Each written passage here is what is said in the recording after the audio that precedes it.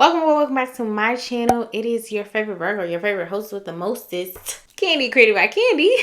And if you're new, go ahead and hit subscribe. And if you what it do, baby? Yeah. As you can see from the title of today's video, I'm going to be talking about all the file types that you need to know as a graphic designer. And if you did not know, this video is a part of the Design Decoded series that I have started on this channel, where I break down everything you need to know as a graphic designer so you can avoid a lot of commonly made mistakes that new graphic designers make. All right. So the 6 different file types that you should really get familiar with as a graphic designer are JPEG, PNG, TIFF, EPS, AI, and PSD. So I'm going to go through each of these and break these down for you. So get your pen, get your paper, get whatever you need to take notes, and get ready because class is in session, okay? So first we have JPEG. JPEG is also known as Joint Photographic Experts Group. So this is commonly used for photographs and images with complex colors and gradients. So it's really good for web use because of the small size, but then that's also a con because it's small, so the quality is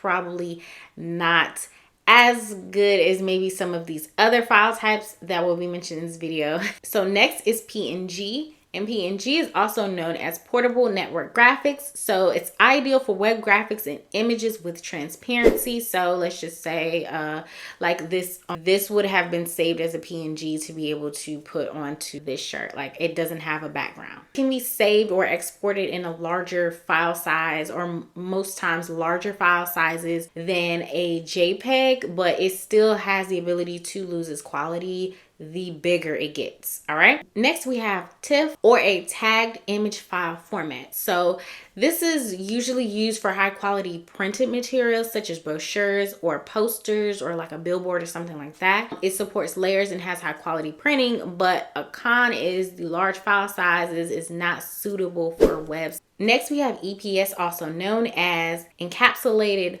postscript. So it is commonly used for vector graphics and illustrations. It is scalable without losing the quality.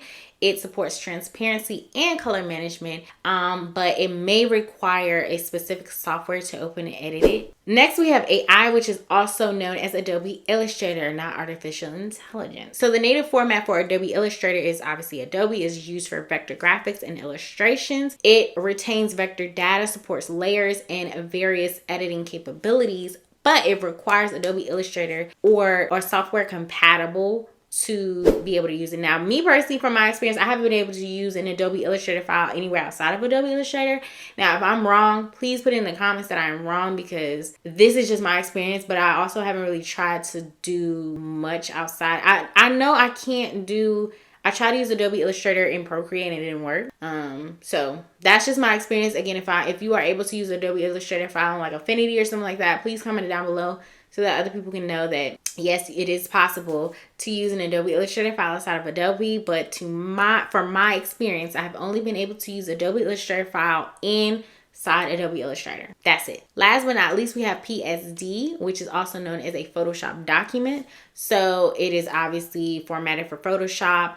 It is used for raster graphics and photo editing. It supports layers, masks, and various editing capabilities. So it has a large file size, but it may require specific software to open and edit as well.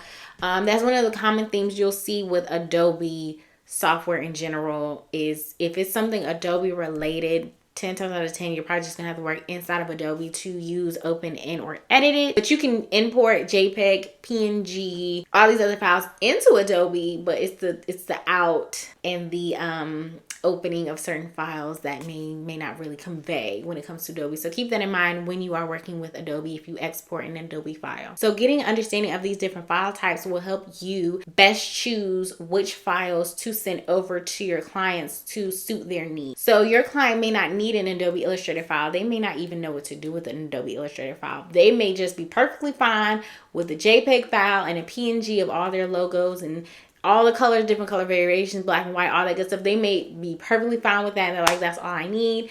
And they're good to go. Then you may have a client that's like, hey, I want to have a billboard design, and the person that is printing requests this type of file or something like that. Then you'll, send over the necessary files to them as well, which that is a scenario that I've had happen where a client has come to me like, hey, I'm getting this and that printed, but it was printed on a very, very, very large scale. And they were like, I need this type of file. So I had to provide this type of file. So they were able to print their logo in a very, very, very large size. Just sending over PNG and thinking it's gonna work like that, it's just, no, you can't, okay?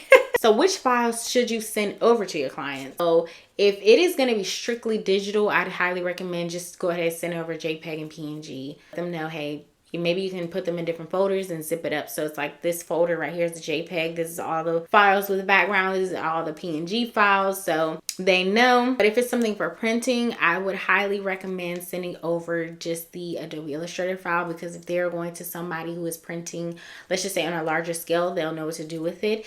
If they are someone that is printing, let's just say DTF or DTG for shirts, then a PNG will be perfectly fine.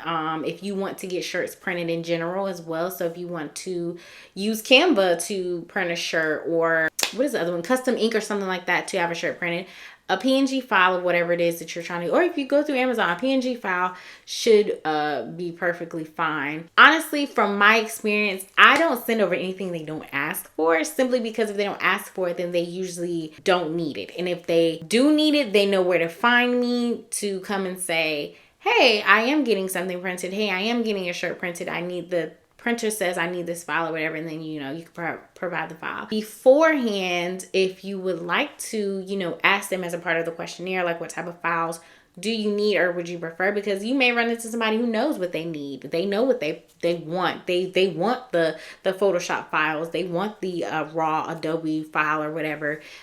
So be sure to give that information from the client. I can't tell you exactly what to send to every client because every client is different, but I did want to give you guys the different file types and the rundowns of each, so that way you're familiar. And just in case somebody says it to you, like, you don't know, they're like, hey, I need a TIFF file, and you're like, what are you talking about? I don't know what you're talking about. So pretty much the file sent to each client is per client basis, is per project based. Okay, because if they're coming to you for social media content, all they need is JPEG files. Like, they don't need a PNG of social media content. They don't need a Photoshop file of the content. They just need the JPEG to go ahead and upload it to Instagram. So that is that on that. If you have any questions, comment them down below. At the end of this series, I will be doing a Q&A where I answer all the questions asked under every video. All my DMs that you guys send, DM me questions about these videos. And I'll also be doing an Instagram story where I will be asking, like, do you have any questions? Ask the questions here. Doing a Q&A, answering everything, so we are all on one page when this series is done. Okay? All right. And until next time, I will see you guys in the next video. Bye. And if you're not following me on Instagram, what are you doing? I'm not going to say it again. I ain't going to say it no more. Follow me on Instagram.